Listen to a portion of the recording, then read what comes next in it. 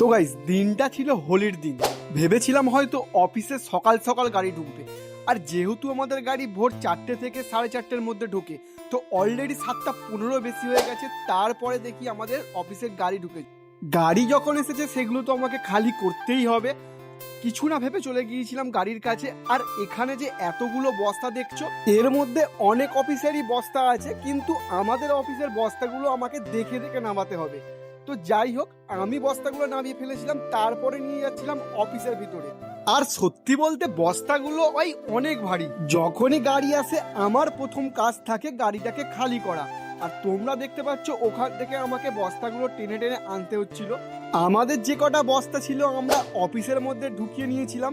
আর এই বস্তাগুলো সবার প্রথমে আমাদের স্ক্যান করতে হবে। এরপর আমি একটা একটা করে বস্তা স্ক্যান করে নিচ্ছিলাম।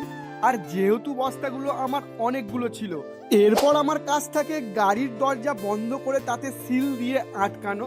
অলরেডি ড্রাইভার সিল দিয়ে আটকে দিয়েছে। আর তারপর গাড়িটা আমি ছেড়ে দিলাম। আর হ্যাঁ, মুদিকে আমি বলেছিলাম আগের দিন একটু সকাল সকাল আসতে।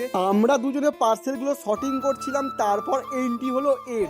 একে বলেছিলাম আগের দিন রং আনতে, কিন্তু এ যে রং মেখে নিয়ে আসবে সেটা বুঝতে পারিনি। যাই হোক, আমাদের আজকে প্রোগ্রাম ছিল একটু পিকনিক করা। আমাদের কাছে ডিজে মানে এই বক্সটাই ছিল, তো এই বক্সটা আমি সকাল সকাল ফিট করে দিয়েছিলাম। আর তারপরে চলে গিয়েছিলাম দিদির কাছে। আর এখানে এসে দেখি আমাদের কানিকে। আমি আজও বুঝতে পারি না এ বিড়ালের বাচ্চা না বাঘের বাচ্চা। তারপরে চলে যাই দিদির কাছে। আর এখানে দিদিকে দেখি দিদি অলরেডি আলু ভাজতে শুরু করে দিয়েছে। আলু ভাজার সেন্ট পেয়ে এখানে মুদিও চলে এসেছিল। আর হ্যাঁ, এদিকে বেলাও বাড়ছিল, আর আমাদের অনেক রকম কাজ বাকিও ছিল। যাই হোক, তারপরে আমি রুমে এসে দেখি এরা দুজন বাবু সাহেবের মতো শুয়ে আছে। ওদেরকে নিয়ে চলে যাই মাতাল ডান্স করতে।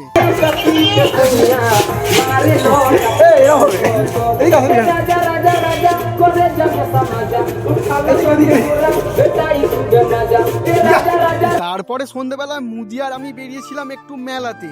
আর মেলাতে সেই রকম ধরনের কোনো ভিড় ছিল না, আর তার জন্য আমরাও চলে এলাম তাড়াতাড়ি। আর যাই হোক, আমরা ততক্ষণ রুমে ফিরি। তোমরা যারা যারা নতুন আছো তাদের বলছি, ভাই কি করছো, এক্ষুনি চ্যানেলটা সাবস্ক্রাইব করো। Bye bye.